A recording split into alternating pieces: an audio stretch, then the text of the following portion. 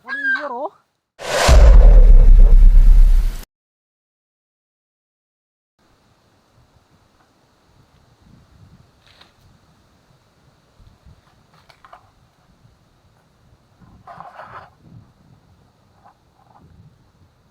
So, ayan, good morning at magandang araw sa inyo lahat mga kanibor. Magpapasama ko uli sa inyo mga kanibor para bumisita rito sa nag-setup pala ako ng bagong trap, bagong lugar kung saan nakakita tayo ng mga palatandaan na maraming ah, mga wild chicken dito. O kaya yun nga, yung mga wild chicken o labuyo. So, titignan na natin kasi hindi ko na na-set up ng maayos yung camera, mabilisan. Bali nandito na tayo sa unang bahagi. Dito sa unang bahagi mga kanibor may huli. Kaso tikling. Tapos patay na siya. Para sa inyong kalaman pala mga kanibor, katatapos lang ng bagyo dito sa amin. So nagmadali tayo para bisitahin itong mga trap natin kasi nga masama ang panahon. Katatapos lang yung sikat ng araw alanganin. So ito yung huli natin mga kanibor, tikling. Ayan,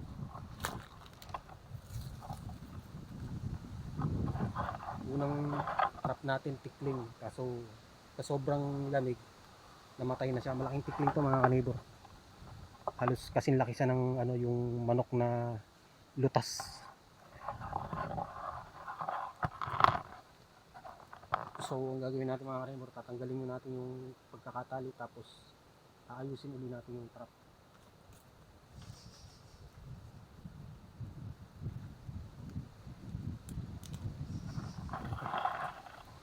Sana may ibang huli pa tayo para mas enjoy yung pagbisita natin dito sa bagong trap. Ito mga kanibor, tikling. Grabe yung bagyo rito kahapon mga kanibor, halos malasog-lasog yung mga puno ng yug at lalo na yung mga saging. Sigurado pitik-pitik to mga kanibor kasi malakas yung ulan. Pitik-pitik yung ibang trap natin dito. So itong nakahuli ayusin natin. Hindi tayo mag-expect na makakahuli tayo rito ng marami kasi gawa ng malakas yung ulan.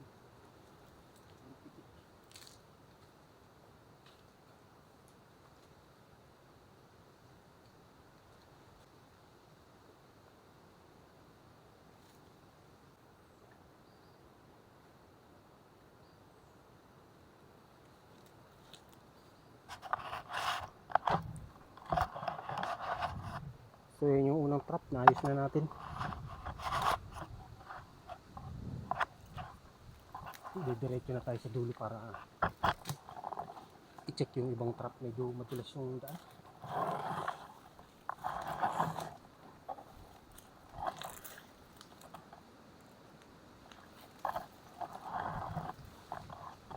So yung ibang trap mga pitik gawa nung sobrang lakas ng ulan.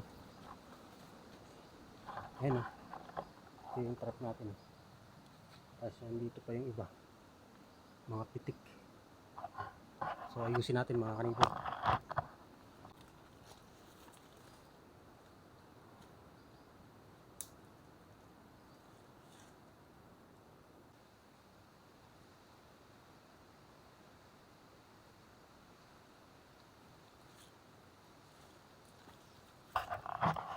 So abante na tayo sa unahan para mabilis tayo. Time lapse tayo mga kanibor. Nandyan yung mga trap natin sa area na yan papunta ron. So nandito na nga tayo sa parting taas nito mga trap mga kanibor. Ganun pa rin, puro pitik.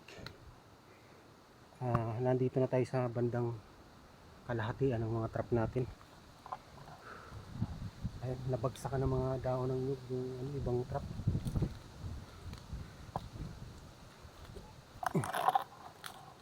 Uy, may huli tayo mga kanibor. Ito, laki, tandang.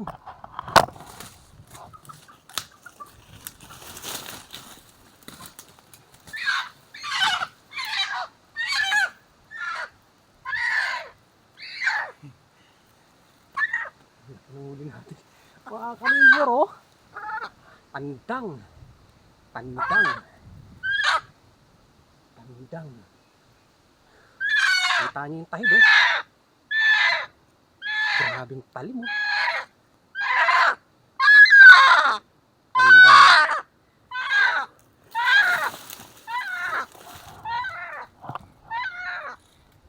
Mga kanibor, tsaka ba yung unang trap natin?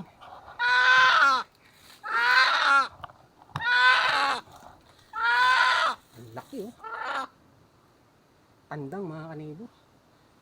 Ano siya, yung nanginginig yung laman ko. Excited, mga kanibor.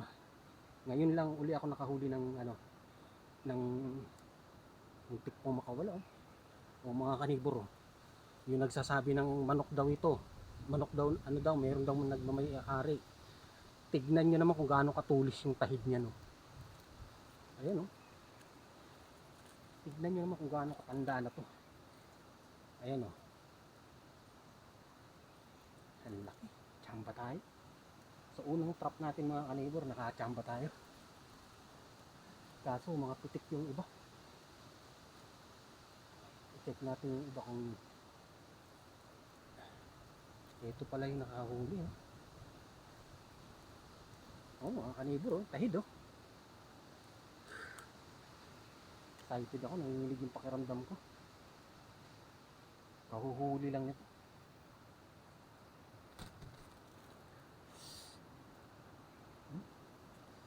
Mga kanibor, oh. Tingnan nyo yung palong.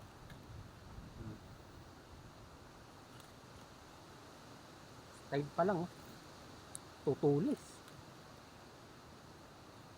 So check natin yung, mamaya natin ayusin. Check muna natin yung iba, baka may mga huli makawala.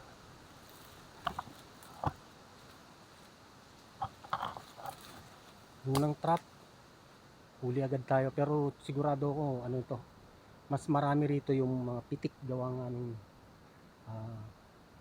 malakas yung buhos ng ulan kahapon gawa ng bagyo. So check muna natin. Puro nga pitik, mga kanibor.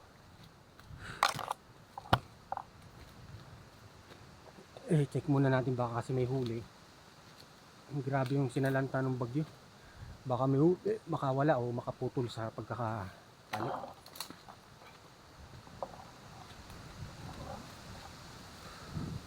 So isang tikling na yung huli natin. Tapos wala, mga pitik, mga kanibor.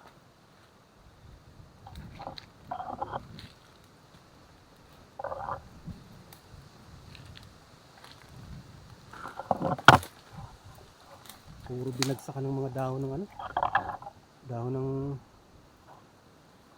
nyug. Puro pitik.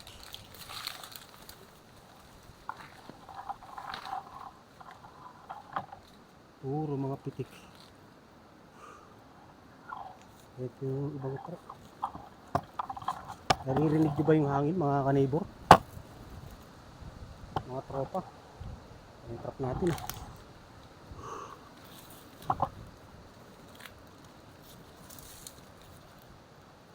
Ito rin, pitik. So aayusin natin yung mamaya. Yung iba naman hindi pumitik. Grabe lakas ng hangin, rinig na rinig.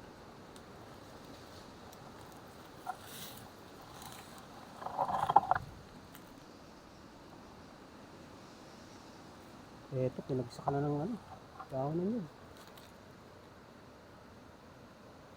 So wala, eto lang yung huli. Grabe inabot, oh, pagsakan yung mga dahon ninyo. Ang ganda. So yun, aayusin natin, mga kanibor. Eto, itatali muna natin to kasi baka makawala. So standby lang muna, mga kanibor. Aayusin natin yung pagkakapitik ng mga bitag natin o trap. Itong labuyo natin na nahuli, ilalagay ko muna sa sako, kaya itatali ko siya para hindi makawala. Buti na lang hindi tayo naunahan ng bayawak. Kung nagkataon, iyak na naman tayo.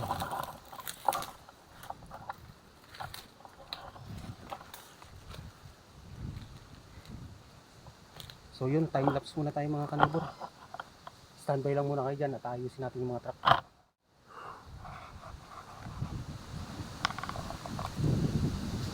Ngayon, napapansin nyo mga kanibor, no? Ang lakas ng hangin, sobrang lakas ng hangin. Ayan o. So yun nga, natapos na nating i-set up lahat ng mga trap na pumitik. Kasama na dito yung trap na nakahuli ng ating labuyo na lalaki. Nandito na sa loob ng sako. Pati yung nakahuli nitong tikling. Ayan, namatay na sa sobrang lamig. Ang gagawin natin mga kanibor, aalis na tayo sa lugar na to para hindi siya mabulabog. Tsaka medyo malakas yung hangin. Lilipat na tayo dun sa kabilang mga trap natin, yung unang trap na na-set up ko nung unang trap, baka may huli o nagsipitikan din gawa nung sobrang lakas ng hangin. Ayan o. So, para maayos din natin, tapos uuwi na tayo kasi baka mamaya bigla na namang bumusong ulan eh. Nandito na yung labuyo na nahuli natin sa loob ng sako. Ayan mga kanibor, nasa loob na siya ng sako. Safety na yan, safety na siya.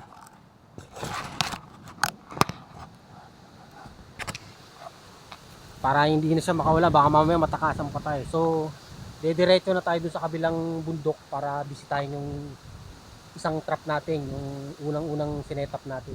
Ito kasi bago lang to. Isinetap ko to nung nakaraang araw, bali pangalawang araw niya lang ngayon. So, tara mga kanibor.